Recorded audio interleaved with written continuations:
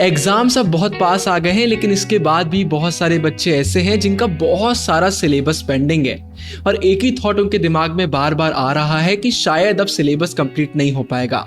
लेकिन आपको टेंशन लेने की ज़रूरत नहीं है, आप कम समय में भी अपना सिलेबस कंप्लीट कर सकते हैं। अब वो कैसे, चलिए जानते हैं आज की इस वीडियो में। आपके पास कितने भी कम दिन क्यों ना बचे हों, कितना भी सिलेबस पेंडिंग क्यों ना हो, अगर ये 6 टिप्स आप फॉलो कर लेते हैं तो आपका पूरा सिलेबस बहुत अच्छे से हो जाएगा। टिप नंबर 1 निकल कर आती है कि आपको चैप्टर करने से पहले क्वेश्चन करना है। समझाता हूं, यहां पर मैं क्वेश्चन आंसर करने की बात नहीं कर रहा हूं। आपके पास पीवाईक्यूज वाली एक बुक होना चाहिए या फिर इंटरनेट पर आपको सर्च करना है कि पिछले 10 सालों में इस पर्टिकुलर चैप्टर से कौन से क्वेश्चन है जो बार बार आए हैं, और उन क्वेश्चन को बस आपको पढ़ना है, अभी आंसर नहीं पढ़ना। और वो क्वेश्चन जिस भी टॉपिक से आया है अपनी बुक में उस टॉपिक को टिक करते जाइए। अगर कोई क्वेश्चन ऐसा है जो बार बार रिपीट हुआ है तो उसे डबल टिक कर लीजिए। इससे होगा ये कि जब आप पढ़ने बैठेंगे तो आपके माइंड में क्लैरिटी होगी कि कौन से टॉपिक इंपॉर्टेंट हैं, कौन से नहीं हैं, कौन से टॉपिक ऐसे हैं जो सबसे ज्यादा इंपॉर्टेंट हैं और इस चैप्टर से एग्जाम में कैसे क्वेश्चन पूछे जाते हैं। इसके बाद पढ़ते समय आपके अंदर से इंटरेस्ट भी आएगा और आपको चीजें अच्छे से समझ में भी आएंगी। बहुत सारे बच्चे चैप्टर करने के बाद क्वेश्चन करते हैं, लेकिन आप क्वेश्चन करने के बाद चैप्टर करिए। इसके बाद याद रखिए, वेटेज देखे बिना हमें पढ़ने नहीं बैठना है। आपको सिलेबस का ऑफिशियल पीडीएफ डाउनलोड करने के बाद हर एक चैप्टर का वेटेज देखना चाहिए। कई बार ऐसा होता है कि कुछ चैप्टर्स का वेटेज बहुत कम होता है। एग्जाम्पल के लिए, अगर किसी चैप्टर का वेटेज 2 मार्क्स का है तो मतलब सिर्फ 2 मार्क्स के क्वेश्चन उससे आ सकते हैं। अब वहां पर अगर आप बड़े बड़े आंसर याद कर रहे हैं तो फिर आप गलती कर रहे हैं, क्योंकि वो क्वेश्चन में कभी आ ही नहीं सकते। तो वेटेज के हिसाब से हमें पढ़ाई करना चाहिए। जिसका वेटेज ज्यादा है वहां पर ज्यादा टाइम देना चाहिए, जिसका कम है वहां पर कम टाइम देना चाहिए। और वेटेज कम है तो एक कॉमन सेंस की बात है कि लॉन्ग क्वेश्चन आंसर नहीं आ सकते। ये अगर आप करेंगे तो आराम से आपकी पढ़ाई होगी, टाइम भी ज्यादा नहीं लगेगा। वेटेज के बाद एक और पॉइंट है जो आपको कभी भी नहीं भूलना चाहिए। आप चैप्टर कर रहे हैं, पहला टॉपिक आपसे बन गया, बहुत अच्छी बात है, दूसरा बन गया, बहुत अच्छी बात है, लेकिन अब तीसरा टॉपिक ऐसा आया जो आप बार बार कर रहे हैं लेकिन उसके बाद भी आपसे नहीं बन रहा।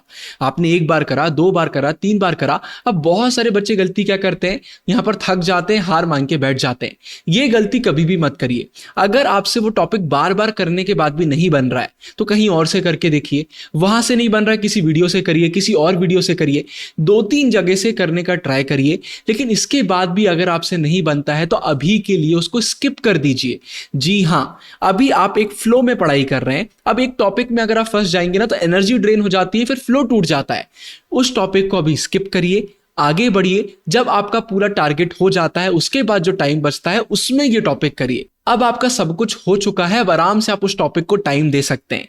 हम क्या करते हैं, एक फ्लो में पढ़ रहे होते हैं, बीच में डिफिकल्ट टॉपिक आता है, उसमें इतना टाइम दे देते हैं कि पूरी एनर्जी खत्म हो जाती है, फ्रस्ट्रेशन अलग से होने लग जाता है। तो ये गलती भी कभी भी मत करिए। फिर इसके बाद ये पॉइंट तो सभी को पता है लेकिन फिर भी बता देता हूं। आप पढ़ने बैठे लेकिन बाजू में आपका मोबाइल रखा हुआ है जिसमें बार बार नोटिफिकेशन आ रहे हैं, तो क्या आप पढ़ाई कर पाएंगे? बिल्कुल भी नहीं।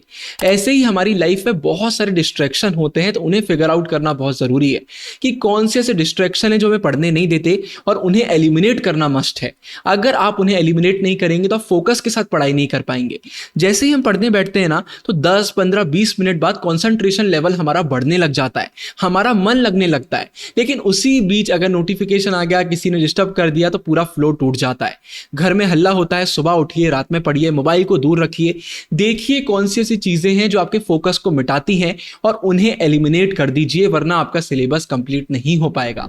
इसके बाद फिर फेनमैन टेक्निक को अपनाइए, इससे आपका सिलेबस बहुत जल्दी हो जाएगा।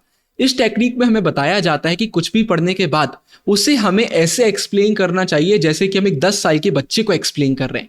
कोई भी आपने टॉपिक पढ़ा, खुद को वापस से एक्सप्लेन करिए, बिल्कुल ये सोचकर कि आप एक 10 साल के बच्चे को एक्सप्लेन कर रहे हैं। बहुत सिंपल सा लॉजिक है। अगर किसी चीज को आप 10 साल के बच्चे को एक्सप्लेन कर सकते हैं, इसका मतलब है कि वो चीज अब आपसे बनती है।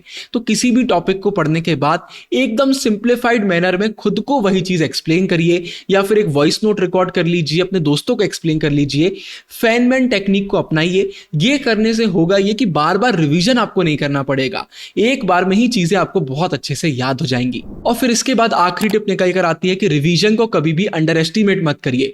रिवीजन करना मस्ट है। पढ़ते समय आपको लगेगा सब कुछ बन रहा है, लेकिन बाद में आप भूल जाएंगे। ऊपर एंड स्क्रीन पर क्लिक करके आप वीडियो देख सकते हैं, ऑलरेडी मैंने वीडियो बना दी है कि सही से रिवीजन कैसे करा जाता है। बहुत इंपॉर्टेंट वीडियो है। ये वीडियो पसंद आई हो तो लाइक कीजिएगा, दोस्तों के साथ शेयर करिएगा, कमेंट में मुझे बताइए आगे किस टॉपिक पर आपको वीडियो चाहिए। इस वीडियो के लिए इतना ही। साइनिंग ऑफ, गुरु टेहंगुरिया।